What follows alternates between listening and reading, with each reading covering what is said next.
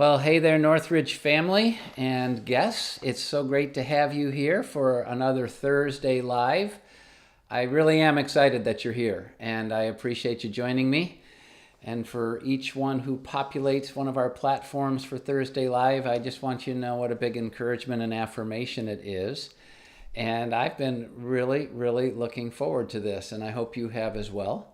So, for all of you who are a part of the Northridge family, I just want to say hey and thanks. Hope you've had a great week. Winter is in Michigan, but that's what you experience when you're in Michigan, right? And I just want you to know I value each and every one of you. If you happen to be joining as a guest this week on Thursday Live, welcome. I'm so glad that you're here. My name's Brad, and it's my privilege to be the lead pastor of the Northridge Church family. And we're a church family that in person meets at three particular campus settings. We have Northridge Grosse Ile, so hey to all of you who are a part of Northridge Grosse Ile and to your campus pastor Colston. Hey Colston. And we have Northridge Brighton, and big shout out to our campus pastor at Brighton, Jeff Black. It's great to see you and your family. I appreciate you and Selena and your gang. And by the way, Colston's wife's name is Emily. Gotta, do it both ways. But hey, Northridge Brighton. It's great to see every single one of you gathered. And of course, there's Northridge Plymouth. And I have the privilege of being the on-site campus pastor there, along with many other wonderful people engaged in ministry. And I just always want to make sure, here I am on Thursday Live. I have the great privilege of being a big part of the teaching at Northridge and being on the platform, having environments like this. But for all of you who are insiders to Northridge, you know this, but for so many who are on the wider periphery, they don't. I just need to say that at all of our campuses, this one church that meets in three physical locations and then meets online virtually, this one big location that has all kinds of microsites all around the state, the country, and the world. It doesn't happen because of a person who's the lead pastor and who's been given the unbelievable privilege and calling of God to open God's word and teach it and to try and capture God's vision and mission for a particular local church. And though it's my privilege to have this position, there's no way what happens at Northridge happens without our phenomenal staff. I had several conversations today with people on our team and on our staff about significant issues, about the future of this church family. And yesterday I was on a big call with our creative planning team and weekend team, and man, they're just in every area of the ministry engaged there. And we have our spiritual formation areas, big time investing, and all of our ministry personnel, our pastors. And then I had the privilege of talking to our finance and business lead, Jim King, today, and we have just so many people helping to run the business aspects, the organizational system aspects of our ministry, and I know they join us on Thursday Live, so many of them. And what many of you might not know is that our staff, once we've come back to in-person gatherings at our Northridge campuses, along with our online virtual services, they have been the primary volunteers engaging our people and guests that come in to our campus settings. And they are just vital and dynamic ministry investment people for God. And so every single one of you who are on staff and invest that way, I want to say thank you, whatever your position is. And of course, it takes volunteers. Our volunteers make this ministry happen in every single area of our church. It's staff have the privilege of leading and equipping and supporting and encouraging and affirming and recruiting and discipling many of our volunteers, but it's our volunteers that are the engine of this church family. And so many of you who gather on Thursday Live are committed stakeholders at the core of this church family, people who make this thing run, whom God uses to show his face and his love and his truth and to engage people in this ministry. And so all of you who are volunteers, thank you, thank you, thank you. And some of you might be saying, man, I haven't volunteered in a while because, the whole shutdown and lockdown, and then since we've come back, we've just been phasing forward. And if you were a volunteer, you are a volunteer, and I just want you to know how much I appreciate you for all the investment you've made, and hopefully each and every one of you will be able to re-engage your ministry, your passion soon if you haven't already. And then all of the people who make our church go, the people who attend and the people who come and the people who are engaged. So I just want to say a big hey. Every time I speak, I am only here because of the hundreds and hundreds and thousands of people who make this thing possible. And so thank you to each and every one of them. And it's a thing of grace. And speaking of that, now, by the way, if you've been populating since I got on, since this thing started, welcome to Thursday Live. So glad that you're here. And I want to just say something about the weekend. This past weekend, we had Caleb Anderson here as a part of our Wide Awake series. And I have to tell you, we hadn't had Caleb in I think several years, about 3 years since Caleb was here last. He was here as a part of our Summer Unforgettable series. And he had had a ministry change in his own life and moved and all those different things. But it was a pleasure talking to him prior to him coming as we were planning the Wide Awake series, and it was a great pleasure. And Caleb, if you're watching, it was a great pleasure experiencing what God wanted to teach us and how God wanted to impact us through Caleb's gift and teaching. And I just appreciate it. If you're a guest or you didn't see the weekend, you can go to it, northridgechurch.com, and go to the on-demand talks, and it'll be the last one that was done this past weekend, Wide Awake. But I'm just going to tell you, his walking through the story of Joseph, and when he started his talk, he said, if some of you don't know about Joseph, and I'm going to tell you the story, those of you who do, why don't you approach this talk as if you didn't know the story? And I thought, yeah, that's a good thing to say. But the truth is, the way he told the story in his particular style, through his personality and his cadence, and so patiently walking through that and sharing it, it was for me, and this is a story that I have read hundreds of times and taught through dozens and dozens of times. I love Joseph. It was like I was experiencing that story in a very new way and for the first time. And the power of his patience walking through that story, and then the several times then he hit the point. How could he do this? How could he go through these tragedies? And he says, because he really believed, in spite of how he felt, in spite of the circumstances, the tragedy of his life, that the Lord was with him. And then he tells the story, and the Lord was with him.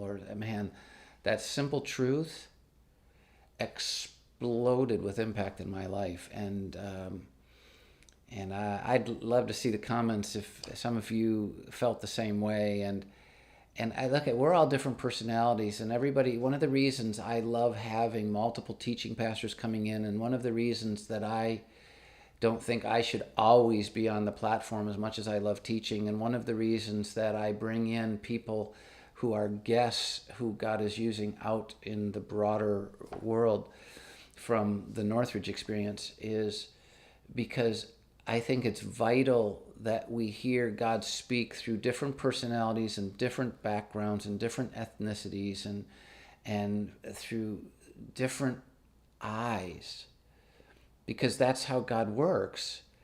in the early days when I was, many of you weren't even here at Northridge at the time when I came.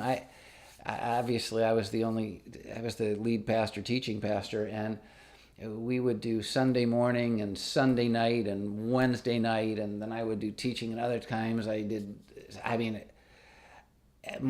we reached a ton of people, and I was the only voice they heard. And it got to the point when God exploded Northridge that a lot of people, we don't like that. We like to hear Brad. We want to hear Brad. We want to hear, God, Brad. And I love that God uses me in your life. That means a great deal. I hope as long as He gives me the privilege of being a part of Northridge Church family, I'll be able to teach, and that'll impact your life. But it was really dangerous when people started thinking that my voice was the only voice that God spoke through. And so some of you might go, Caleb's personality was different, or Pete's personality is different, or, Harvey Carey's personality is different, or these different, and I'm not sure I like it, but I want you to know God speaks through all these voices and personalities, different experiences, and I hope that you engage it and look for something. But I really loved this last weekend.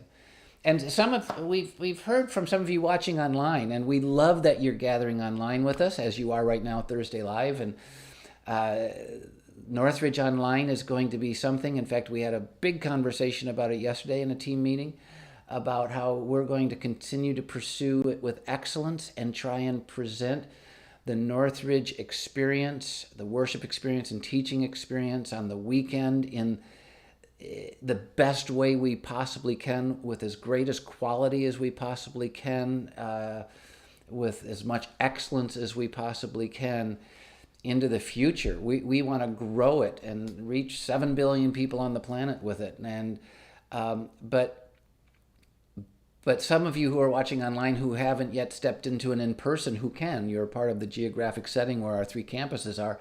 Some of you are looking at the camera and how it's shooting, and sometimes when it shows the crowd, we've had some feedback, not a lot, and it's not been negative, it's just been curious, basically.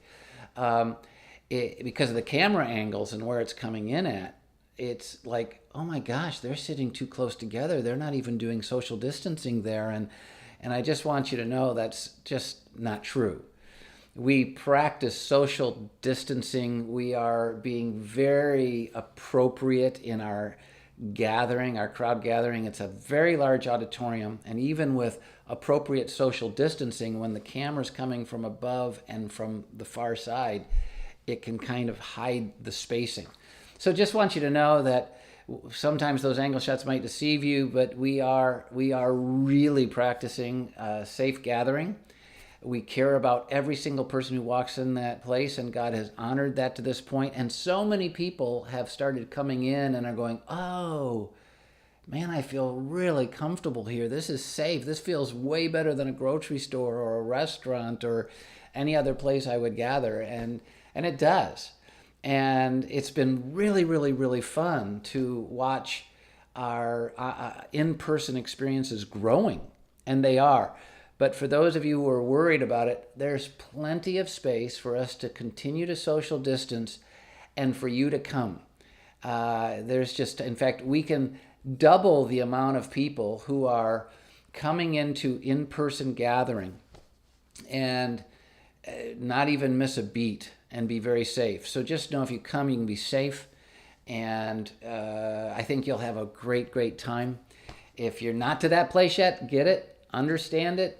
Young and old, everybody's at a different place, but it's a really neat experience to be there, as those of you who have done it can say, and I hope that you'll throw out comments there as well and be a part of the communication here. But now, we've been doing this in-person gathering at our different campuses.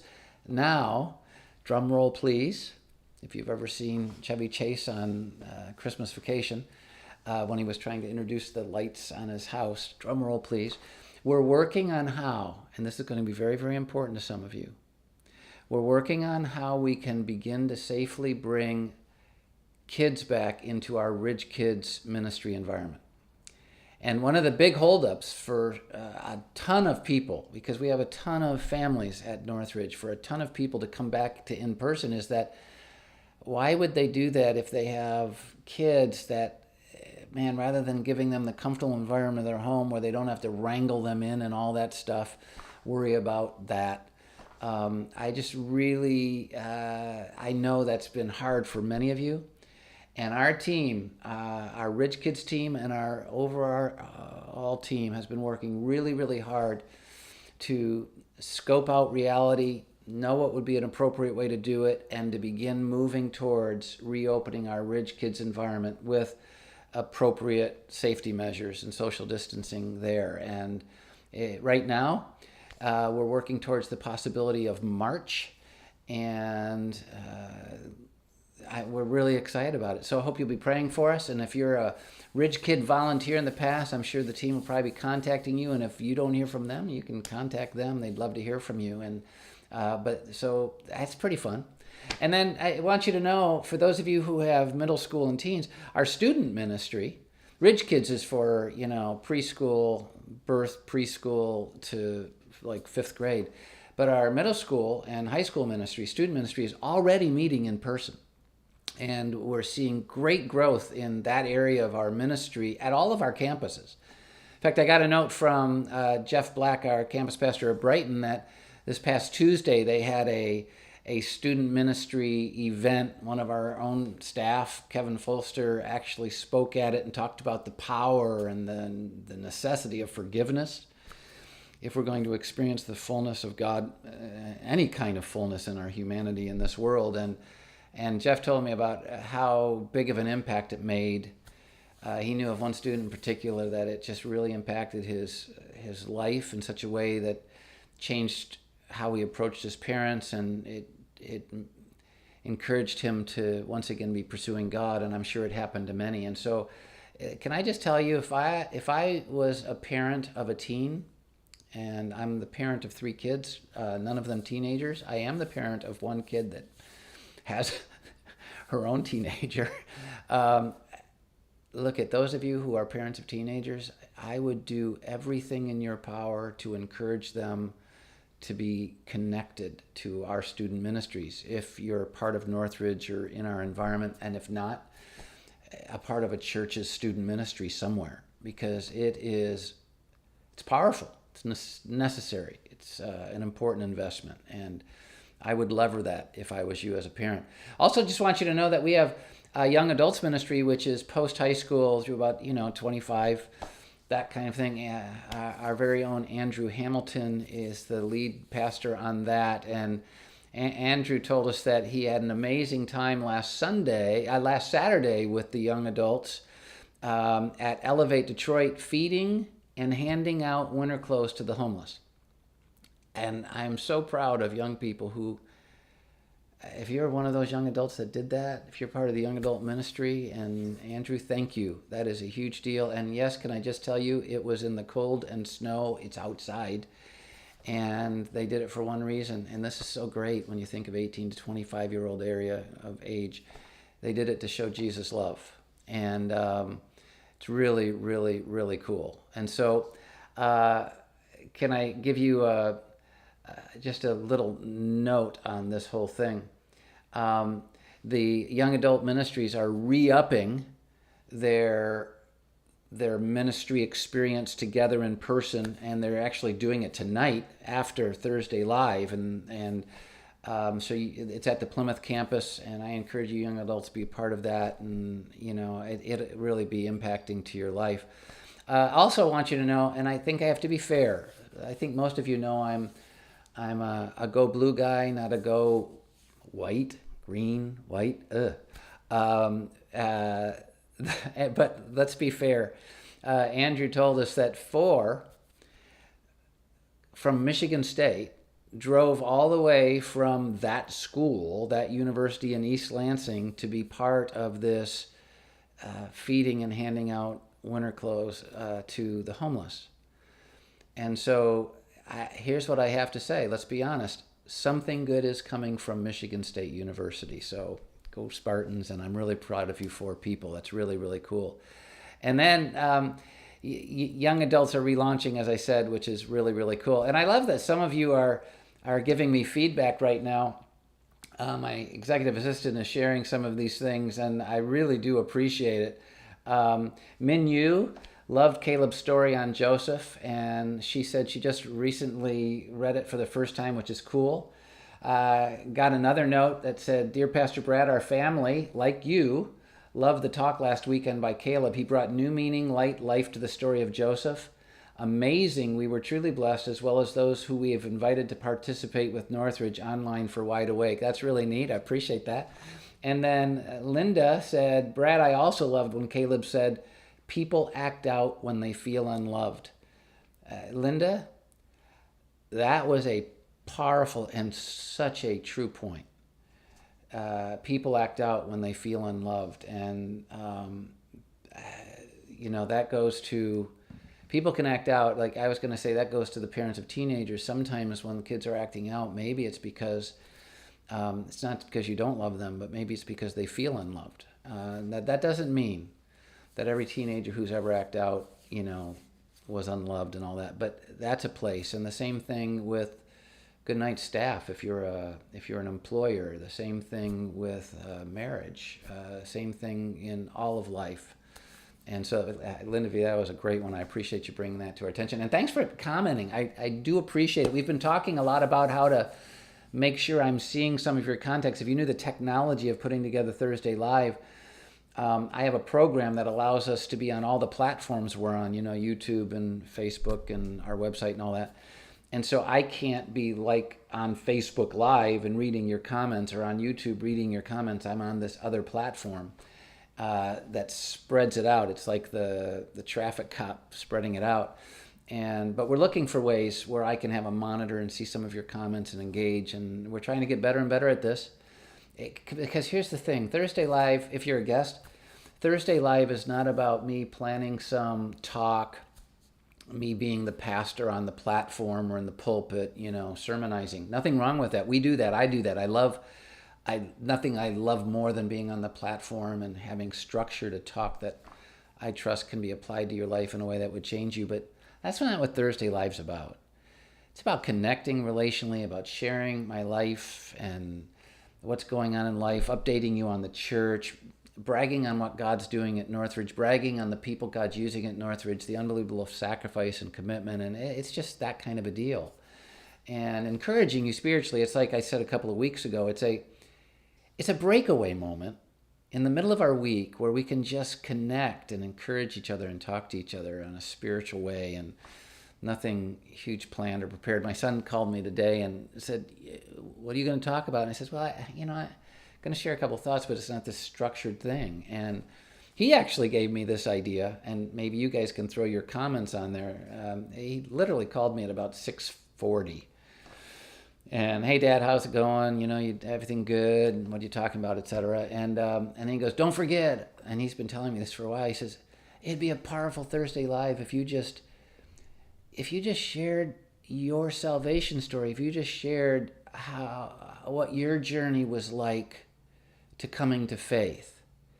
And even though I've been the pastor of this church now over 30 years, and certainly share nuggets of my story, I think in general, even those of you who have been here for my entire journey, it's more like a puzzle top partially put together than it is there. And so I'd be interested. Would you be interested in that? That's interesting. And then my call to ministry. I mentioned just briefly when we had a young lady from Ireland joining us that's where my call to ministry, the seed of it, the genesis of it started. But never really talked about that in a significant form, though maybe a little bit more clearly over the last 3 decades than the salvation thing. But that's another thing. It's about encouraging each other with the story of our lives, what God is doing in the story of our lives, both the good and the bad. And, one of the biggest encouragements I get from people is that they can connect to me because I don't pretend to be some unflawed, perfect follower of Jesus. And by the way, I probably would if I could get away with it, but I'm too broken to even pretend. So, we need to relate with each other as human beings who are living these unrehearsed lives, right? It's not like we can go through a rehearsal and perfect the performance. Every single day is an unrehearsed day, we have to live our lives. And we have to encourage each other and help each other with that. And that's what Thursday Live's all about. And by the way, speaking of that, prayer is a big part. And I just want to brag on our team who are helping to create the prayers for our Northridge prayer experience every single morning, 7 days a week. We're sending out a passage of scripture and a prayer for people to engage, and our team is doing that and sharing responsibilities on that, collaborating on it. It's really great. And right now we're in the names of God. We've been doing it since the beginning of February, and I tell you, it's beautiful. Brian Minier, I believe, put together the photography of it, and then we put together the team put together different names of God that meant something to them, and then a prayer. And if you want to join us and be a part of that, and it is so interesting, it's like Pete said in introducing it, the name, especially in biblical terms, represented character, and God's names represent his character, and we learn so much about him from there. And so you can sign up, just send a text to 313131. And the only thing you have to text, the message is GUIDE, Guide. And just so you know, we're now at about 6,850 plus, coming close to 7,000 of you. And I am so excited about that. By the way, my assistant just texted me and said, a lot of people are saying, yes, share your story. So that looks like something that my son's going to win on. And I appreciate you guys commenting very, very much. That's cool. But I'd love to have you be a part of that prayer. And just so you know, these prayer things are inspiring me. And when we did the names of God, started doing it, and I've been going through them, I've realized a couple of things inspired me. Pete talking about, everything we know about God and every choice we make in our relationship with God and how we go about trusting or not trusting God, it all stems from our view of him, And that is so true. Like even Caleb's talk, the Lord is with you. Depending on how you see and define and describe and picture God, changes what that means. The Lord is with you. We need to know who God is. We need to know who God is. And I'm watching so many people who are struggling through the Christian life and struggling, with faith. And so many people in this world have rejected faith. One of our team members on the call yesterday talked about how they're the only one from their friend group that's still a follower of Jesus. All their other friends have fallen away, and some have now chosen to declare atheism. And it's like, oh my gosh, it stems from them having never really understood who God really was. And so one bad choice after another, the Lord is with them, meant nothing to them because they didn't really understand who he was. And all these many things have come at me, and I've been praying since before the Wide Awake series about where God wanted me to go next, and he has anchored it. I've now communicated with the team. They're starting to create worship around it and other creative ideas around it. I'm in the process of writing the talks, and the series is going to be focused entirely on God. In fact, that's what we're going to call the series, On God. And it's kind of a popular phrase these days, meaning truth, on God. I'm speaking the truth. I'm telling you the truth on God. But I'm going to be speaking the truth on God and helping people to understand them. It's going to begin the last weekend of February. And so we've got a couple of weeks left with the Wide Awake series. And I'm so excited about what Pete's going to do this weekend, what's going to happen Pete's going to do this weekend, and then a couple others. And then end of February, I get to kick off On God, and I'm really, really excited about that. So I hope you'll be thinking about that. Okay, been talking a long time. I just want to give you a spiritual thought, and then I'm going to pray, and we'll be out of here. And I told you this was just about chatting. Your pastor, those of you who are part of Northridge, just chatting with you. This saves Roxanne an earful. So Thursdays is her favorite day because I don't have to talk as much. And yeah, right. But anyway, here's the spiritual thought. that I want to share with you. It's been on my mind all day. Just hopefully an encouragement. For some of you, it'll go deeper and be more necessary than for others. But anyway, Proverbs 17:22. And just so you know, our morning prayer through Proverbs, the first 31 days, that was motivational to me. The first 31 days of this year, that was motivational to me with some of these thoughts that I'm going to share. But Proverbs 17:22 says, "A cheerful heart is good medicine. A cheerful heart is good medicine. But a crushed spirit dries up the bones." I mean, just, dust. It like cremates us. And you go, oh yeah, that's true. A cheerful heart is good medicine. Yeah, it is. But a crushed spirit dries up the bones. Man, it just destroys us. It's a big disease. That's true. But here's the question. How does it help us? It's true. If I had a cheerful heart, that'd be a good medicine. When I have a crushed spirit, it destroys me within. How's that help me? I mean, it's just identifying a reality, but it doesn't seem to do anything to help me change that reality. But that's just not quite true.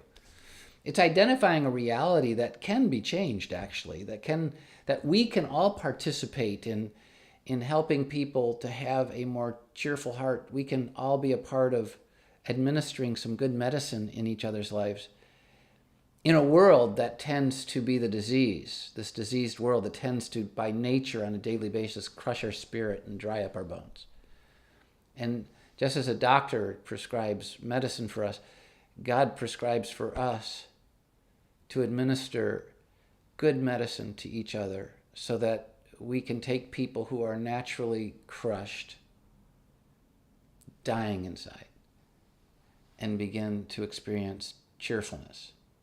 And I'll take you to another proverb, chapter 12, verses 25 to 26. How can we be the good medicine in people's lives? How can we help people move from crushed to cheerful? Well, Proverbs chapter 12, verse 25. Anxiety weighs down the heart. This world, its pressures and all the anxiety that it creates, it just weighs down the heart. It crushes the spirit. It just ruins it. It takes it from cheerful to dark to despairing to destroyed. And anxiety weighs it down. That's what we experience every day in this world. And some of you are helping to add to it by the way you do social media. Stop it, stop it, stop it. But anyway, anxiety weighs down the heart. But get this one. And this is where believers are supposed to come in. And the question is, are you giving good medicine to people, or are you helping to crush their spirit? Anxiety weighs down the heart, Proverbs 12:25, but a kind word cheers it up. Anxiety weighs down the heart, but what can help a heart experience cheer? A kind word. It's as simple as that. Maybe we should use Facebook and Twitter and Snapchat for that. There's enough people who are crushing spirits. Maybe every single person who knows Jesus, and if you define his name right, if you are defined properly by that, every single person who knows Jesus, we should be the good medicine in this world, not the disease. And all we have to do is, anxiety weighs down the heart, and that's where the world is, but a kind word can cheer it up. It can be good medicine. And then I'm going to add verse 26 from Proverbs 12. This is why the righteous choose their friends carefully, but the way of the wicked leads them astray. You see, the righteous choose their friends carefully because who we hang with, who our most intimate relationships are with, can either add to the disease of a crushed spirit and the death of our soul, or can, with this kind word, these loving words, cheer the heart, be good medicine. But the way of the wicked leads them astray. Yeah, the way of the wicked, you walk in a circle that's going to continue to kill you. And one of the points of church, if I could just say this, one of the points of church, Hebrews 10:24 and 25, is to consider how we can spur one another on toward love and good deeds instead of being a part of the crushing of spirits, instead of being a part of the pulling away from God, the anger, the darkness. we should consider. It takes intentional consideration. God says, and let us consider how we may spur one another on toward love and good deeds. Let's consider how we can add good medicine in this world, kind words, cheer up hearts instead of being a part of the crushing spirit. Verse 25 of Hebrews 10, not giving up meeting together as some are in the habit of doing, but encouraging one another, applying good medicine to one another, uttering kind words to one another, and all the more as you see the day approaching. This is one of the points of church. It's why we gather.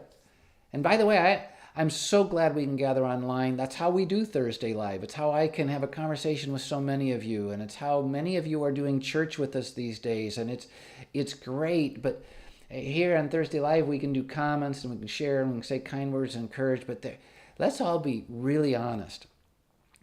If you could choose to be with me online, or actually we could have the opportunity to sit, a couple of us, at a Starbucks around a table, personally engaging, what would be the more impacting? Of course, it's just, I can't spread myself that way. There's no way it can happen. It's just no way. So this works, but in person, there's something about it. And I just love that so many have started stepping in back to in person and started to experience that. And I've had so many stories about how it's lifted their spirits and encouraged, and man, it's been good medicine. And maybe some of you who have done it, you can throw comments down there. And this isn't about trying to manipulate in-person things. It's just a sharing.